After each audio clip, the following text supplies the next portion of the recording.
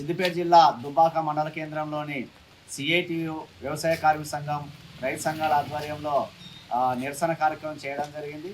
ముఖ్య ఉద్దేశం కేంద్ర ప్రభుత్వము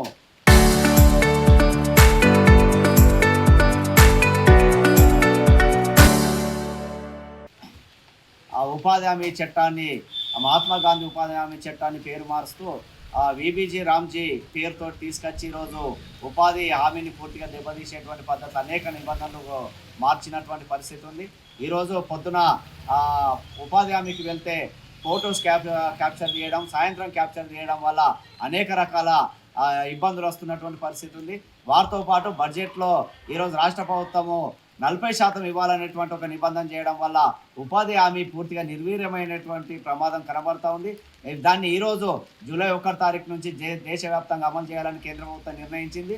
దీన్ని వెంటనే వెనక్కు తీసుకోవాలని సిఐటిగా 3 సంఘాలుగా డిమాండ్ చేస్తా ఉన్నాం. వీటితో పాటు కార్మిక వ్యతిరేక 4 లేబర్ కోడ్లు తీసుకొచ్చి రైతులకు అన్యాయం చేసే పద్ధతిలో విద్యుత్ సవరణ బిల్లును తీసుకొచ్చి ఈరోజు మోటార్లకు మీటర్లు ఫిట్ చేసేటువంటి దుర్మార్గమైన చర్య చేపడతా ఉంది.